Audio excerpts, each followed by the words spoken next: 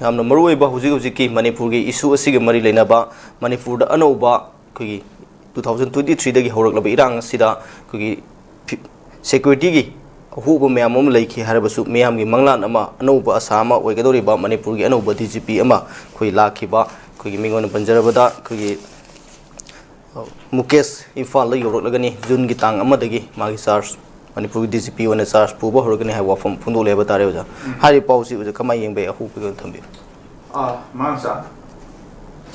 hojiksi kana de hayeng dagi anoba DGP akoi mukesh singh aisi masi kana thabu pai ba ho dawre hoja aduga kana tudi hanagi Rajiv Singh di loigare matamse ada ngarang si akoi anoba DGP do imphal da laktana hojiksi leire aduga loinana ngarang si chief minister ga su unadana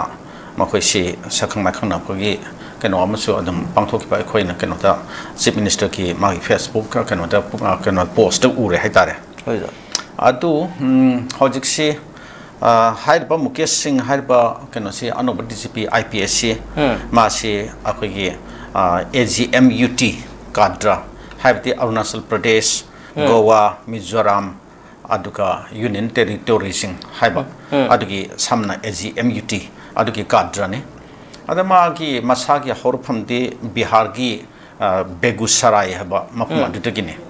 aduga Delhi gi IIT dagi masi degree lauraga masi ada kanoda UPSC exam tharga IIT to ma civil engineering dane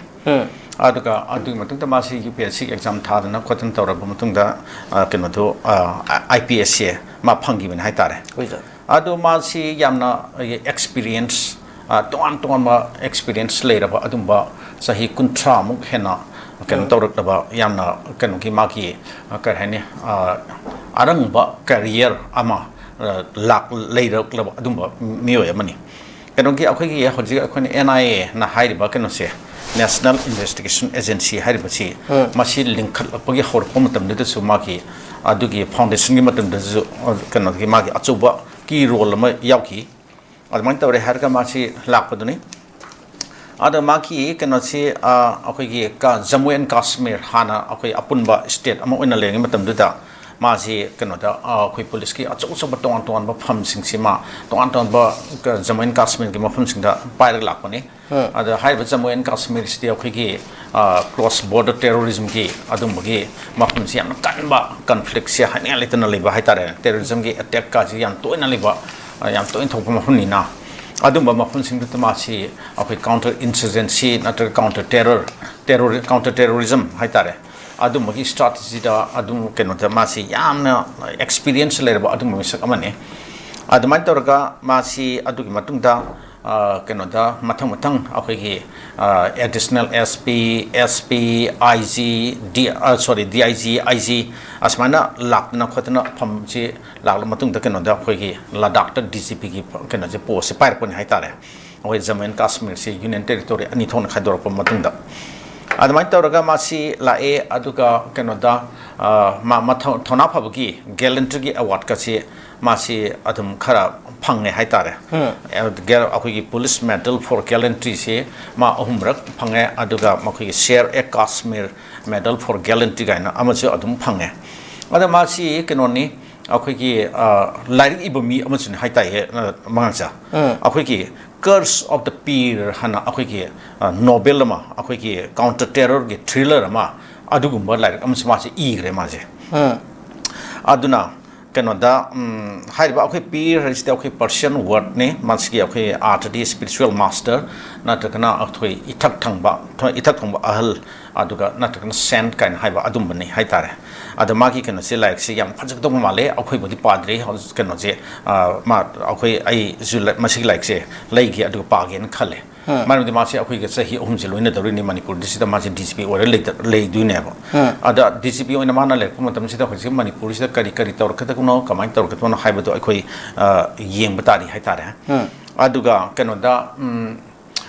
aibu hajo harapti DCP akhoi hanagi se Rajiv Singh adusama se kano de home ministry dagi tharpani Amit Shah na ma se an khalakpani haitare ne adigi sisu hojiksi akhoi Manipur si leiba issue mayam irang mayam akhoi kangluki oiba kari gi oiba singba mayam leiba adigi Delhi gi government of India gi magi tonganba akhoi magi midyeng ama magi tonganba vision ama ahi manipur si Myanmar ka border oiriba amasung China ka chinaknariba adumba mo oiribanina sidaisida khannaba makhoi DCP ama makhoi gi apamba makhoi haiba khotpa yagadaba tawgadaba adumba DCP ma thambase yam thina tangai phante haba wakhal sineba adudagi neba makhoi na amu sige keno je amu thare ise Mukesh Singh je amu thare ise aduna Mukesh Singh sina keno da hojiksi kari tawgadabge haibadu akhoi yengba tari aduga mamang da Rajiv Singh haiba nupa che masu keno ni akhoi hojipudi among ma cabinet secretary oina among keno da union government among hangre dana machi logre among appoint among tawgre ba somda ma keno so masu akhoi ki minister of home affairs na yam chan ba adumba mi sak among oir matare ada hojik haiba nupa chi su adu Rajiv Singh ki matam da so akhoi na hojik mangode kari expect to ki कैसे थोड़ी तो पल्ले की थे ना कोई कैसे थोड़ी तो उगी थे तारे अवै मणिपुर की इरांग कांगलुप की इरांग से लोशन नबा नमथा नबा फोन अबदा सु कैसे थोड़ी तो पल्ले की थे अदगी कनोदा अवै की अचुचुबा क्राइसिस थोरपमतम अटैक थोरपमतम से अनआर्म कनो सिंगदा अवै विलेजर सिंगदा सिंगथक की नोमी कापथरपमतम दा करी थोरपमतम दा अखोई कैसे थोड़ी तो तौगी दी हाइतारे ने अद पुलिस की साइट की अमसंग DCP की माना कनो अमा ओइना अखोई पुलिस डिपार्टमेंट की हेड अमा ओइना माना हाइबा अदुंबा अटैक सिंग दो कमदौना कंट्रोल तौगदगी हाइबगी पॉडकास्ट कैसे थोड़ी तो अखोई अखनबा यामना सिग्निफिकेंट ओइबा अमसंग मिट थंगना ओइबा अदुंबा स्ट्रेटजी अदुंबा कनो अमते उगी दी हाइतारे अना होजिक ला कदोरिबा सिगी अनोबा DCP से मा सिटी कमाय तौना तौगदौनो हाइबदी अखोई होजिक येंबा हौरनी हाइतारे हाइंगगी aduga kanoda karhaini hojik mahna akhoi leiriba sahi ahum helak laba kanokse akhoi cookie sin cookie jo akhoi terrorism ki thabak mayam sathar pose masi makhoi mana kamai to na control to godabno adaki hojik sangthong sasin yanadriba national highway jingda akhoi sathok sasin amta si yatri dana yanadri dana loina maike animang loin pannari bani hojik maike ani khakta sunatre ahum oire haitare hojik senapati de leiba akhoi ki keno sing naga isni naw mayam se makhoi hojik imphal de lak ngamdrabane akhoi kampo pi phau yadrabane hojik makhoi si maite ga sap manana akhoi makhoi si stuck tawrga leire haitare adi imphal da leiraba hojik imphal da settle tawrga leiriba keno mayam se naga akhoi senapati phal sakto mayam se even ukhul ji yongamdre na hojik ukhul ji yongamdre aduna harba mayam si su makhoi si maite ga sap manare haitare makhoi ja admi stuck tawna leire sedis da ki hendo pa yadre aduna siumagi keno mayam se situation mayam se hojik akhoi gi anuba DCP keno sina Mukesh Singh sina kamdongna dil tobage man kamdongna phagat hanbage aduga akhoi gi law and order adagi public order asingma tranquility singma mayam se man kamdongna ngakpage habto akhoi yengba tai haitare aduga sum keno gi DCP sing wari sum saning ista aman thingda ningsang pa ha haining bodane mangsa se India da far of DCP khara legre haitare maming yam satkiba adumba makhoi gi punsida makhoi gi career da yam sathi ba aduguma akhoi achievement haibatare na ko India dati akhoi India gi law and order da amsing India gi akhoi gi public tranquility da amsing public order da achauba contribution piramba adumba DCP khara leyeba se khudamoina akhoi DCP 𝐀𝐍𝐀𝐋𝐘𝐈𝐒 kaina akhoi lei keno South India da akhoi Tamil Nadu da Chennai da akhoi Tamil Nadu gi haitare adugi matamda da birapan na hangwai akhoi sandalwood smuggler na ama lermi na maming taramani keno mangan sa hwai ado hairba adumba birapan haisik maki operational network se saktina pak chaw jane ba Tamil Nadu ki mafum khudim ta maki keno se influence yori bane ba adiki ma bu ya ba akhoi khun ga ka si adongi man klei haitare ma si loin support to ba adiki ma se akhoi Tamil Nadu police na adiki Karnataka police na even Andhra Pradesh police na masu phana na baina makhoi ki lamse di da khonar bse magi keno se operation network se adum sok thoe yamna sa keno expand to thore ni Tamil Nadu khakta na te Karnataka yori ni Andhra Pradesh yori ne ba adna haiba state home se da maru oina magi keno se adu operation satha ne ba adna sandalwood se smuggle to gi adu mam yam sa pa adum ba decoy ni haitare adna masi phana khona bse da makhoi se asyam tena aruba oigra jani da ada haiba keno se da asigi 𝐍𝐾𝐿 haisna magi mau phano khona operation kokun gaina matam du operation maga sathagi ba lei yes adagi kano da aduma legre adagi Julio Ribeiro na amonsu maming taramani hai si masi akhi India de super cop kain hainer bo adumba kano amane DGP amane bo sati graban pane masu yam sati ba akhi ka ne action si yamna action oriented oiba adumba DGP amane magi maru magi policy ma akhi na hoji pot ningsum ba yari se bullet for bullet hai ba policy se machine ma mana adopter mi se aduna machi kano da akhi ka sorry kano da Punjab da machi DGP orame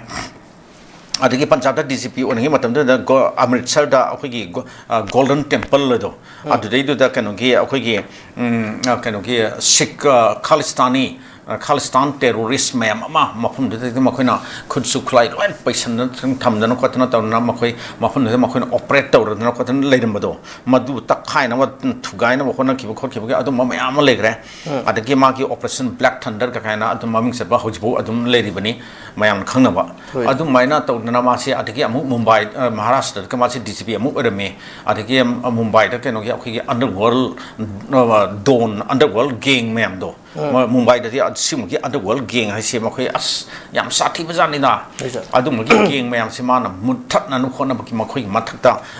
sati ba action operation mayam sathagi ba adum legre aduma tarama super cop aphog ba mane ba ada Julio Ribeiro hai se adi adu snate adi nupi DCP Kiran Bedi gan se ledi dana samai tona akhoi gi India sida keno gi aphog ba ma gyang kar hani yam sati ba akhoi law and order nga no khona ba moi masamak se sumni police officer amakhatana tana mai toan kon saklon lockdown ni haiba makhoi je moi se kano da even magi makhoi na operator da lamjing jingduda moi se miyam na kinaraba adumba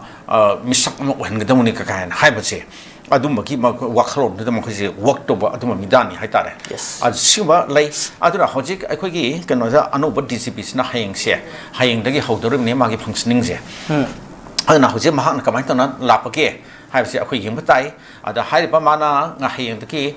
sahi ohum ki term ni ko mana pura ka dorje masi sahi ohum ki term de nga sai ki akhoi ki home minister Amit Shah na hai ki ba adigi home minister ki government of India ki planning da 2029 asibo ki manungda manipur ki akhoi ki insurgency movement se masi loisin ba ka kain makhoi na ka hai gan hai se hoji mang ki term se sahi ohum ki matam se hoji 26 ni dana 26 ke sahi mayai chansala abne sanga abne haing de sang dor ni na admai to na sidaki na ma 29 box sahi ohum ji man matam se oi dori ba adum ba matam amane ba aduna hai ba asibo ki manung se mana insurgency ki counter insurgency operation adu masamang su si de specialist ni hai bani counter terrorism de specialist ni hai bani hoji ma ki simba mana paikhala ka thab mem se Suman counter insurgency operation sing sidita kari karamba anuba ekhoi na han udaba kari pake habdo ekhoi yeng batari habitare ado hojik si masim da sum haining haitare hoji ekhoi na mamang da ukre DCP Rajib Singh magi kano da ekhoi kare ne ekhoi da mit thup ya ba magi kari mo contribution ma ekhoi na theng na gite ugide hojik si gi Mukesh Singh hasina ekhoi da mit thakhan ba ya ba mit thup ya ba ekhoi history da kari da adum isal ka le hu do ya ba karamba makhal gi magi contribution pirak da gi habdo hoji akhoni yengbatai adugi smarta sigi hojik leiriba akhoi government se popular government ti haiba adubu nga sai gi mapung di phataba full fledged council of ministers ti oidaba supna gi mi manga khatan sub council of ministers ase asisu hoji akhoi gi thoi ba thok to wat thok mayam sina ati me pum khanung se loin hainare na ada akhoi gi lengang sisu pun chala ba hana gi mamang gi adum gi lengang adum gi type la ka na haina ba hoji haunar is ne ba ana sirisa hoji DCP sna man ma wa sat ka duri se kana gi ma wa sat to no hai wa pham ma hoji ya adum mang da adum lei hai tare pop tar ga adum lei hai tare ma ji thare is kana no center na thar pane home minister thar pane prime minister thar pane hai tare aduna adigi hai mana wata de se home minister wata do ribra natragna office somda manipur government ke wata do ribra hai wa pham ga su lei ba luru ba tang ka kayama la thor khine ba hoji akhoi gi keno da ma akhoi mang da le bising se sidagi hena sathir ba luru ba pham kayama su thor ore haininga le te ba aduna adum gi tanja jing da yamna critical oi ba adum moment sing da mahaki mahang da wata do se manipur government ke wata do chief minister ki home minister ki wata bi do ribra or keno ki home minister akhoi center union home minister amsing center ki akhoi minister of home affairs ki wata do ribra habse masim sa akhoi hoji adum ꯀꯩꯅꯣ ꯇꯧꯕ ꯌꯥꯔꯦ ꯍꯥꯏꯔꯦ ꯑꯦꯟꯇꯤꯁꯤꯄꯦꯠ ꯍꯧꯕ ꯌꯥꯔꯦ ꯍꯥꯏꯅ ꯑꯩ ꯑꯗꯨꯃꯥꯏꯅ ꯊꯝꯖꯅꯤꯡꯉꯤ ꯃꯉꯥꯡꯁꯦ ꯌꯥꯝ